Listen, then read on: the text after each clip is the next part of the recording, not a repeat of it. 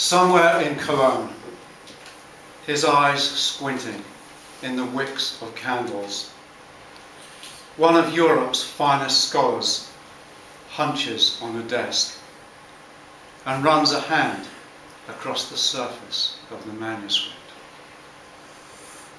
Biblos Genesios Jesu Christu, the book of the generations of Jesus Christ.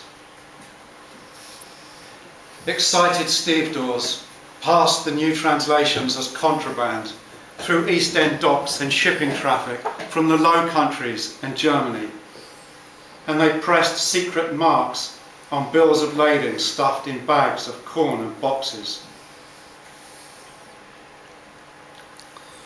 The ill-knighted Thomas More, Chancellor of the King, considered it utopian to make his red-hot loathing of William Tyndale the obsession of his life. More wore a hair shirt which drew his blood, and he flagellated his own body with knotted whips. From the Eden of his Chelsea large estate, he flogged his adversaries in his garden on the Tree of Truth, and tortured them in chains and stocks and fetters. Tyndale's New Testament, More called the Testament of Antichrist. More regretted that there'd been no burnings in Ye Fire for 8 years in England. You could smell the faggots burning on the pages of his writings. With a bloodhound on his starry trail, William tramped the map of Northern Europe. In a snaking alleyway in Antwerp, 2 soldiers cornered him, a Gethsemane betrayal by Henry Philip's pointing finger, a poltroon with high connections who had been hired for the kidnap by a mysterious benefactor whom he concealed till his death, presumed to be the Chancellor to the King, Sir Thomas More. The dungeon door slammed like a tomb. From the scurrying darkness of William's rat-stenched cell, he could hear the squabbling moorhens in the wide waters of the moat which slapped against the walls of Green Vilvoord's 7-towered castle. He heard too the prelate's Catholic bells clanging hard as anvils against the poor, against the illiterate ploughboy, clanging against the dead who rise. For their summer pageant, they led William through the market square.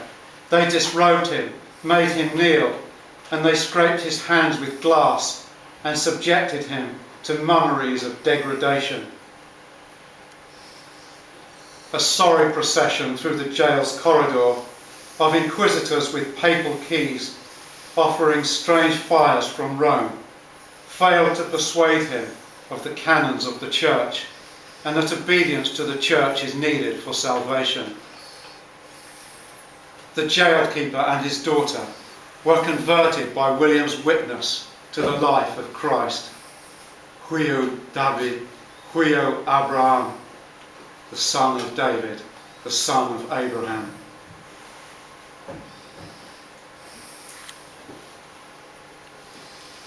On the 500th day of his freezing solitude, the prisoner's catarrhal throat was stapled to a wooden pillar.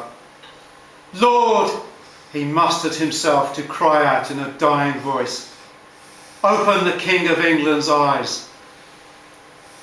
The hooded man, who was the strangler of Vilvoord, snapped the cold iron of the strangling chain on the throat's lump. A half gulp, checked gargles, a starbursting of blood.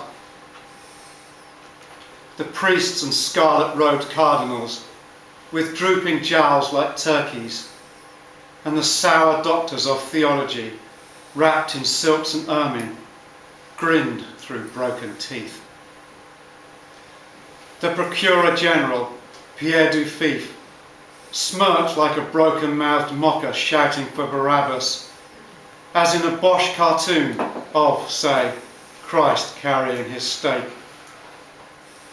and Pierre Dufif brought the flaming torch to the stack of faggots and piles of straw and brushwood heaped around William's hemp-roped feet.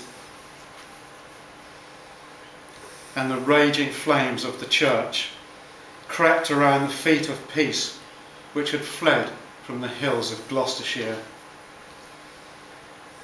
They left for the wind a lump of carrion, a charred form hanging limply from an iron noose.